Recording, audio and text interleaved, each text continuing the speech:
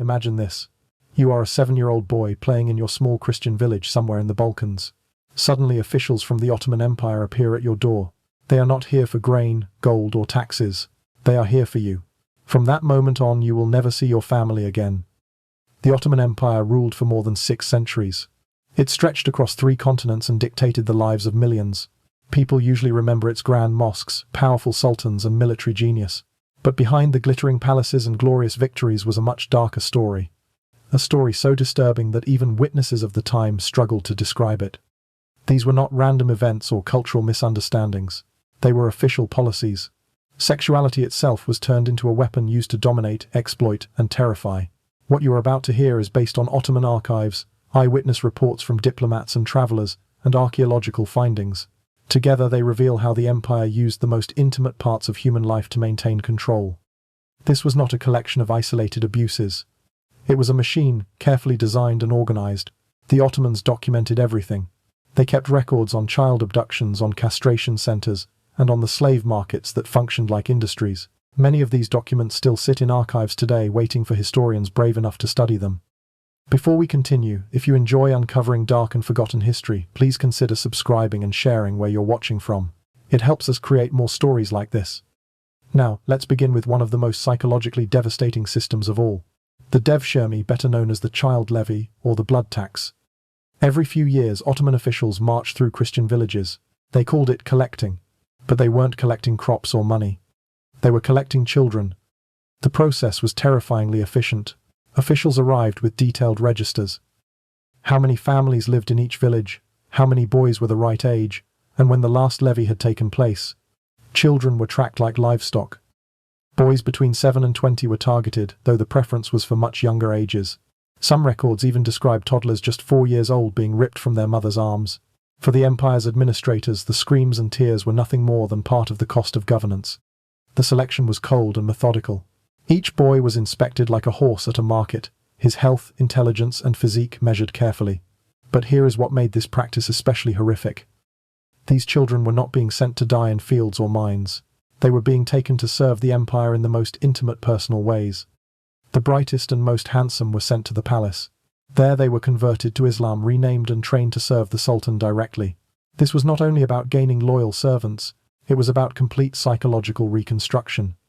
The children were separated immediately from anyone who spoke their language. They were forbidden to use their birth names or even talk about their families. Any sign of remembering their past was punished brutally. Within months, many no longer remembered who they originally were. They became blank slates, and the empire could write whatever identity it needed onto them. Many of these boys ended up in the Janissary Corps, the empire's elite military force. To the outside world, this might sound like a promotion, even an honor. But in truth, it came with its own disturbing twist. The Janissaries were forced to remain celibate and completely devoted to the Sultan. Their only intimate relationships were with each other. This culture of enforced celibacy made homosexual bonds not just tolerated but institutionalized. The Ottomans even created a special military unit, the Civil Battalion, to manage these relationships. It was not an informal arrangement. It was an official formation with commanders' regulations and a clear purpose. To channel and control the erotic relationships inside the corps, so they would not disrupt discipline. Records show in chilling detail how this battalion functioned. Members enjoyed privileges, resources, and influence denied to ordinary soldiers. They served as professional partners for higher-ranking officers. In effect, military advancement could depend on sexual submission to a superior. But for the most beautiful boys, even this was not their fate. They were considered too attractive for ordinary military service. Instead, they were set aside for the palace's private quarters. Some of them were castrated and turned into eunuchs. The procedure was brutal, often fatal. Castration was usually carried out in Egypt or Ethiopia, where Islamic bans could be bypassed by having Jews or Christians perform the surgery. The survival rate was horrifyingly low. Historical accounts suggest that only 1 in 10 boys survived the operation. Think about that for a moment. To produce 1 eunuch, the empire was willing to kill 9 others. If they wanted 100, they mutilated 1,000 children, watching 900 die in agony. And for those who did survive, life was often worse than death. African boys typically had their entire genitalia removed, becoming what the Ottomans called black eunuchs. They were considered safe around the Sultan's women, and sometimes rose to high positions in the palace hierarchy. European boys, mostly from the Balkans, usually had only their testicles removed, becoming white eunuchs. They served mainly in administration. The psychological trauma was beyond measure. These children were mutilated, stripped of their humanity, and denied any chance at a normal life. They could never marry, never have children, never know intimacy as nature intended. Their existence was reduced to service to an empire that had stolen everything from them. Castration was not the only fate waiting for the most attractive boys. Some were chosen for another role entirely. They became Kerchak dancers, young males dressed as women trained to perform at feasts, weddings, and private gatherings. These boys occupied a disturbing space between genders. They were not seen as fully male, yet never accepted as female either. Their existence was a spectacle designed to entertain powerful men. Eyewitnesses described the audiences at these performances as chaotic and violent. Men often became so aroused that they fought each other for the chance to assault the dancers. Glasses shattered, throats went hoarse from shouting, and sometimes lives were lost in the frenzy. The dancers themselves had no protection. They were expected to submit to whatever advances came their way. Their bodies were treated as disposable entertainment for crowds of intoxicated and aggressive men. Over time, the practice became so closely associated with sexual violence that it was eventually suppressed. But not before generations of boys were forced to endure this systematic abuse. Perhaps even more chilling was a secret practice known as the Tav Shanolan system, translated loosely as the Bunny Boys. These were young Christian boys, often Greek, or from other European regions, taken into the palace for one purpose only: the private pleasure of high-ranking officials. Unlike Kerchak dancers who performed in public, the Bunny Boys were hidden away, stripped of any legal status or recognition. They had no rights, no protection, and no hope of freedom. Their sole role was to serve as sexual objects for the elite. The system was deliberately kept small and secretive, but its existence reveals something undeniable. This was not about cultural differences. It was not about misunderstandings between East and West. It was about the systematic exploitation of children maintained and organized by the very highest levels of government. For the families, the devastation was unbearable. Parents received no word of their son's fate. No letters, no visits, only silence. Some clung to hope for decades, believing that somewhere in the empire their children might still remember home. But the Ottomans designed the system to crush even that hope. Children were moved as far as possible from their place of birth. A boy taken from a Serbian village might end up in Constantinople, surrounded by Turkish, Arabic, and Persian speakers. His native language became useless, a relic of a past he was forbidden to recall. The destruction of identity went deeper still. Conversion to Islam was not just a religious change. It was engineered as a psychological break. Boys were given new names with no resemblance to their birth names. They were taught that their past lives had been sinful. Their families were described as infidels who deserved conquest. Some were even forced to spit on crosses or burn Christian scriptures, turning their faith into a target of humiliation. And here is perhaps the cruelest twist of all. Many of these children, after years of training, became the ones sent back to the Balkans to select the next generation of victims. Imagine it. A boy stolen from his home at age 7, beaten until he forgot his name, broken until he served willingly. Years later he returns to his homeland, now wearing Ottoman clothes, speaking Ottoman language, pointing out the most beautiful children in the village, just as he once was chosen. The empire had perfected a cycle of trauma. Victims became perpetrators, ensuring the system never ran out of new lives to destroy. But the Ottoman exploitation of sexuality did not end with boys. It extended to women on an even larger industrial scale. The empire's approach to female sexuality turned into a massive marketplace of human flesh, larger than almost anything seen in the contemporary world. This was not simply concubinage or arranged marriage. It was the commodification of women's bodies on a scale so vast it fueled the empire's economy. The slave markets of Constantinople operated with the precision of modern corporations. Women were sorted, categorized, and priced according to a strict hierarchy. African women were valued differently than Europeans. Virgins were worth more than non-virgins. Young girls commanded higher prices than mature women. Surviving records show the cold arithmetic of this trade. An African girl intended for household work might sell for 1,500 to 2,500 kurush. If she was bought for sexual use, the price could double or triple. European women, especially from Greece and the Balkans, fetched far higher amounts, sometimes selling for the equivalent of a small fortune. The most expensive were the odalisques, women trained specifically for sexual service in the imperial harem. These women could sell for tens of thousands of kurush. Their value depended on beauty, fertility, and even training in the arts of seduction.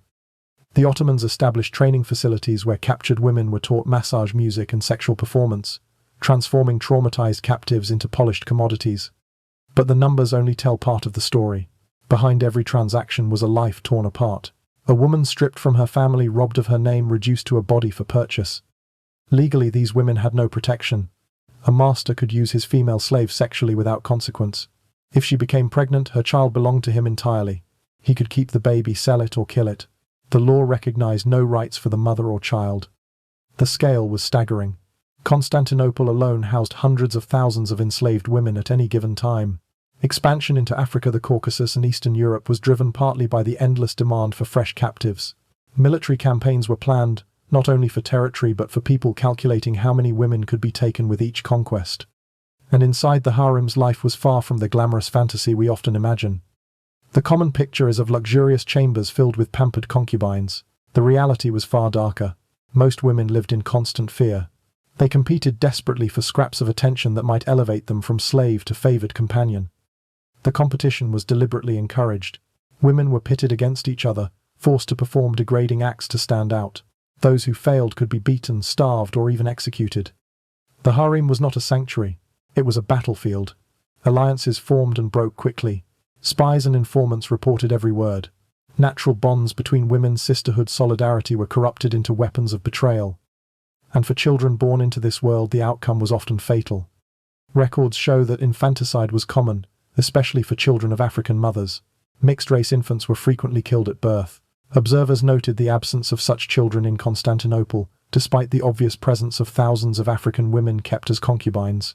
The conclusion was clear. These children were eliminated systematically to preserve the empire's racial hierarchy. For women who survived long enough to lose their youth, the fate was grim. There was no retirement, no safety.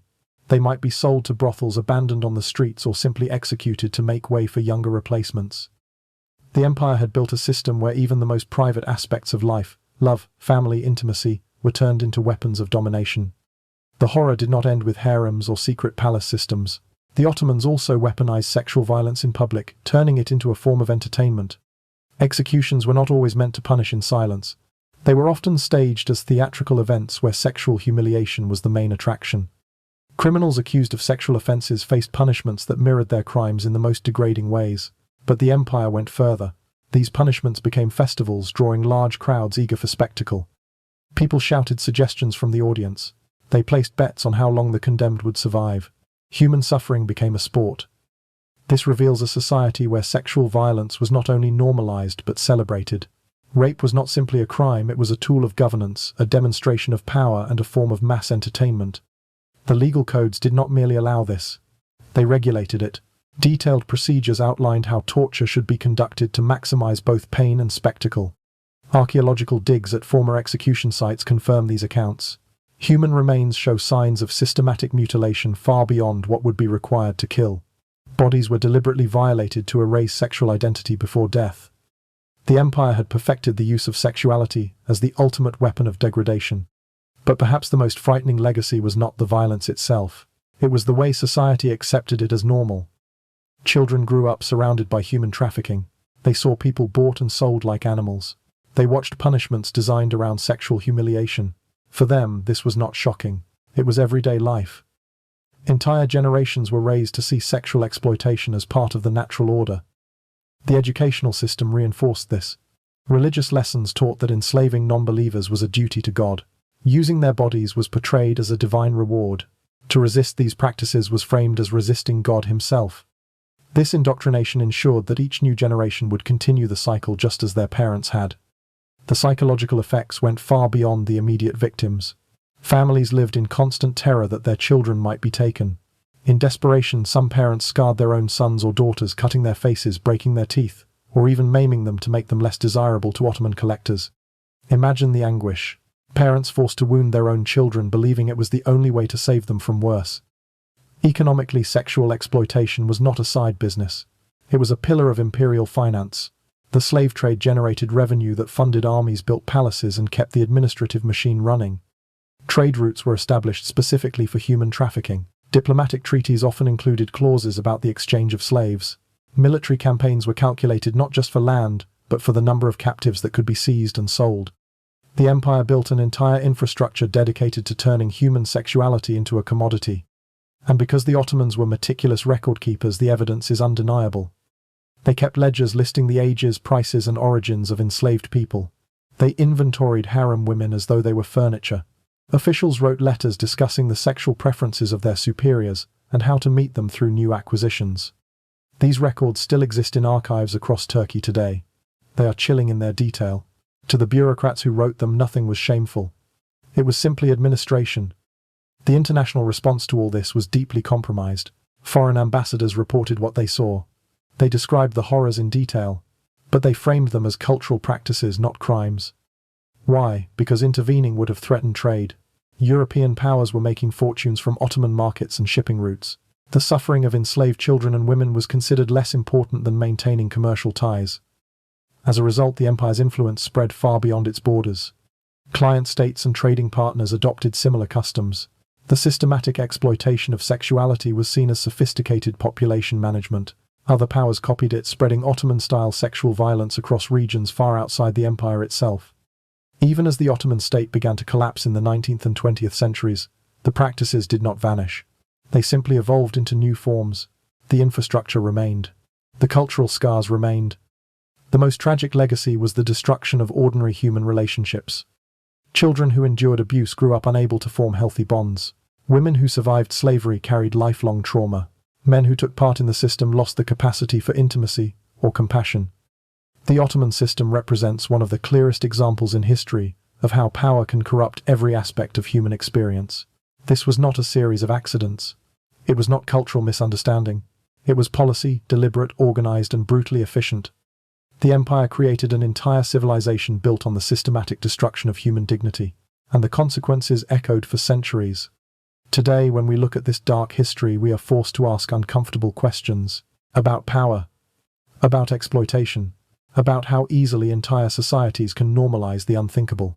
The records are still there, waiting in archives. Archaeologists continue to uncover evidence in former Ottoman lands. Even genetics carries the legacy traces of forced unions across 3 continents. History does not disappear just because it makes us uncomfortable. Understanding these practices is not about condemning modern Turkey or Islam. It is about recognizing how systems of power can corrupt the most intimate parts of human life. It is about remembering millions of victims whose suffering was buried or forgotten. And it is about staying vigilant, because when exploitation becomes normalized, it can return in new forms. The Ottoman Empire lasted for more than 600 years. Its sexual practices shaped the lives of countless generations. The scars remain even today. This was not ancient history from a distant world.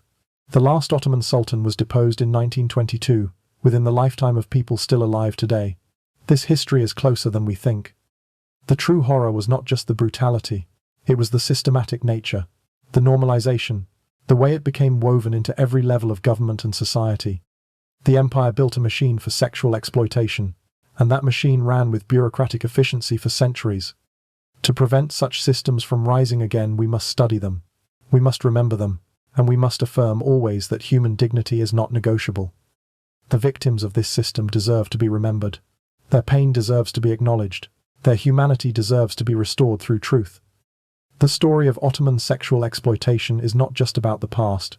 It is about power, how it corrupts, how it reshapes culture, and how it destroys human dignity.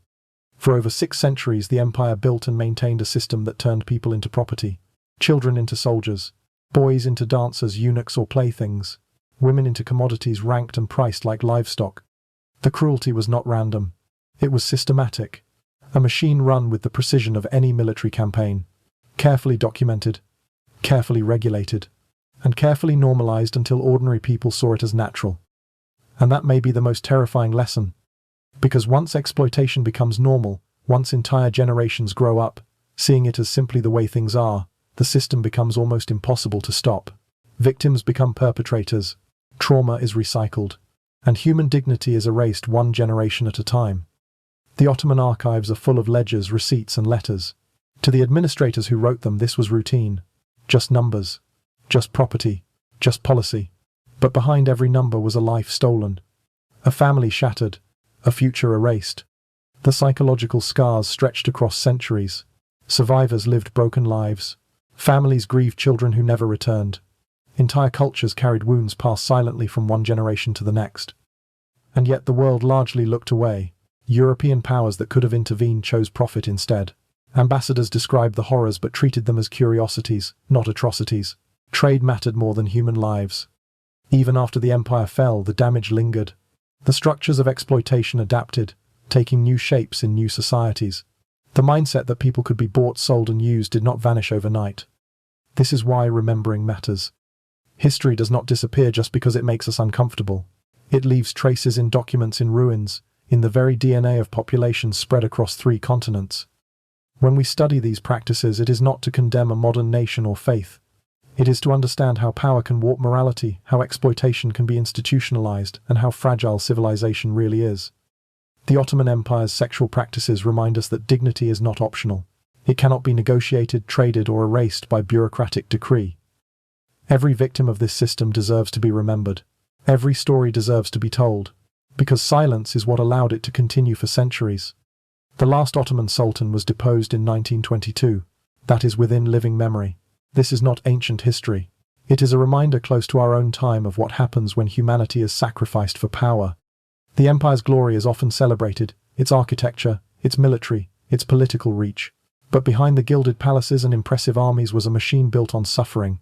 A machine that treated people not as people but as tools. And if history teaches us anything, it is this.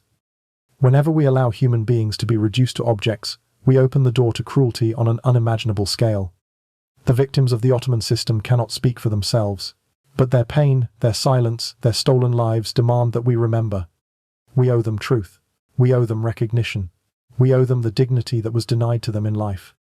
And we owe ourselves the vigilance to ensure it never happens again.